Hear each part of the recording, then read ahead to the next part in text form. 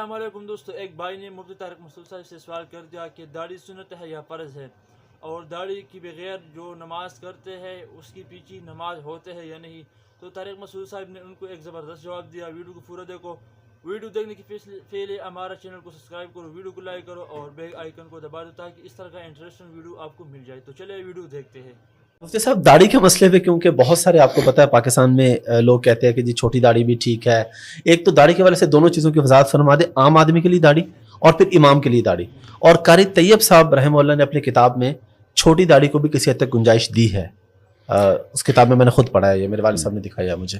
دیکھیں کوئی گنجائش نہیں ہے چھوٹی داڑھی. یوں کہیں کہ بالکل حلق کرنا بالکل موننے سے بہتر ہے کہ چھوٹی داڑھی رکھ لے. اس حوالے سے تو فرق کہیں گے، لیکن جو حدیث میں آرڈر ہے، حکم آیا ہے، وہ اعفاء اللحیٰ کا ہے. کسی بھی کوئی ایک حدیث بھی ایسی نہیں ہے جس میں داڑھی رکھنے کا حکم ہو. ٹھیک ہے، ہر حدیث میں اعفاء. ٹھیک ہے، اعفاء کا مطلب ہے اپنے حال پہ چھوڑ دو. ٹھیک ہے. تو اگر کوئی اہل حدیث کے قول کو لیتا ہے نا کہ ایک مٹھی تک بھی نہیں کاٹ سکتے، جی اس کے پاس تو دلیل موجود ہے. بہت سے اہل حدیث ہم نے دیکھے بہت بڑی بڑی داڑیاں ہوتی ہیں، اس کی تو پھر بھی کوئی دلیل ہے، لیکن چھوٹی کرنے کی تو کوئی حدیث میں دلیل نہیں ہے. اور عشر من الفطرہ حدیث میں آتا ہے کہ فطرت میں سے نیچر ہے، نیچر کے خلاف آپ چلیں گے تو بغاوت ہے نا، یہ تو ناجائز ہے. اس حدیث میں آتا ہے، آپ نے فرمایا کہ 10 چیزیں فطرت ہے، اس میں مونچھیں تراشنا، اس میں داڑھی کو بڑھانا، اعفاء اللحیٰ، حلق آنا یعنی زیر ناف بالوں کا صاف کرنا، بغلوں کے بالوں کا صاف کرنا. تو کیا یہ ساری چیزیں سنت ہیں اگر آپ چھوڑ دیں بغل کے بال؟ کلچر کا حصے، کلچر کی وجہ سے نبی نے حکم دیا. تو جس حدیث میں ناخن کاٹنے کا حکم ہے، آپ ناخن بڑھانا حرام ہے، آپ کی نماز نہیں ہوتی. اسی حدیث میں داڑھی بڑھانے کا بھی حکم ہے، اسی حدیث میں بغلیں صاف کرنے کا بھی حکم ہے. یہ داڑھیوں پہ آ کے یہ لوگ اٹک جاتے ہیں کہ چھوٹی کرنا جائز ہے، بغلوں پہ آگے نہیں اٹکتے. اس سے پتہ چلتا ہے کہ آپ نے دیکھیں اس میں کچھ تو صحیح علماء، نیک علماء جو میں نہیں کہہ رہا کہ ان کی نیت خراب ہے، لیکن ان کے پاس دلیل نہیں ہے. ٹھیک ہے. ہمارے پاس اجماع امت دلیل ہے، صدیوں سے چلا. امام شافعی کا ایک قول ملتا ہے ضعیف قول کے، چھوٹی کرنا صغیرہ گناہ ہے، لیکن صغیرہ بھی جب ہے جب کوئی ایک دفعہ چھوٹی کرے. چھوٹی رکھتا ہے تو صغیرہ اسرار سے کبیرہ بن جاتا ہے. تو ایک قول ملتا ہے، لیکن تینوں ائمہ اور خود امام شافعی کا جو مفتہ بھی قول ہے فقہ شافعی میں، چاروں مذاہب میں اور صحابہ تابعین، کوئی ایک نہیں آپ دکھا سکتے. ایسی چیز کو آپ کلچر کہہ کے ٹال دیں کہ بھی کلچر تھا، تو کلچر تو بال رکھنے کا بھی تھا، وہاں کیوں نہیں نبی نے اتنی تاکید سے حکم دیا؟ اچھا، بعض لوگ یہ کہتے ہیں کہ حدیث میں آتا ہے خالف الیہود والنصارى، یہود و نصارہ کی مخالفت کو داڑھی رکھو. تو اس پہ بھی بعض لوگ کہتے ہیں یہ یہودی و نصارہ کی مشابہت کی وجہ سے اب تو بہت سے یہودی بھی داڑھی رکھتے ہیں.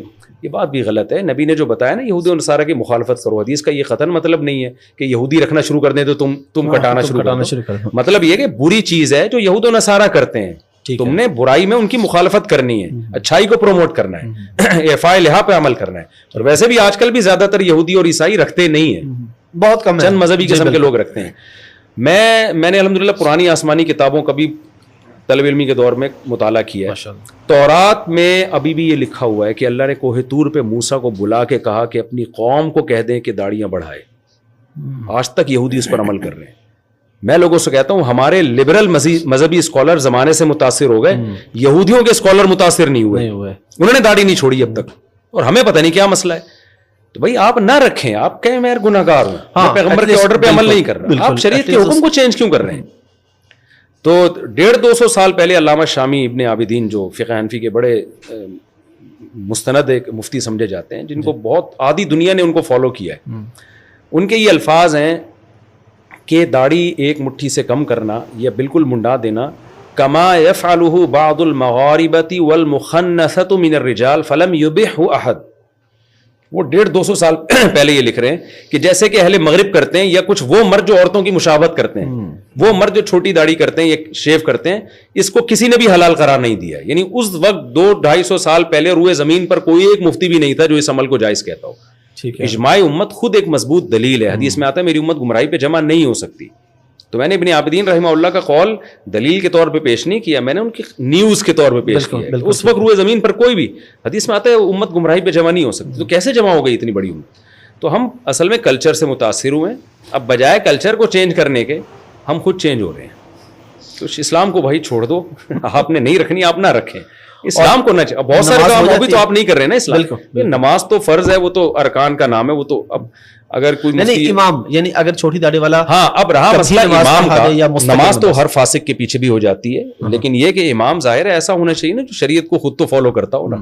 امام کی سلیکشن میں تو یہ چیز دیکھی جائے گی کہ وہ شریعت کو فالو کر رہا ہے کہ نہیں کر رہا. ٹھیک ہے. تو اس میں تو داڑھی بھی دیکھی جائے گی, اس کے جو ہے وہ کسی اعلانیہ کبیرہ گناہ میں مبتلا نہ ہو, یہ بھی دیکھا جائے گا. لیکن اگر کوئی بغیر داڑھی والا نماز پڑھاتا ہے, نماز تو پھر ہر ایک کے پیچھے, ہر جو صاحب ایمان ہے اس کے پیچھے ہو جاتی ہے, لیکن اپنے اختیار سے ایسے شخص کو امام بنانا ٹھیک نہیں ہے.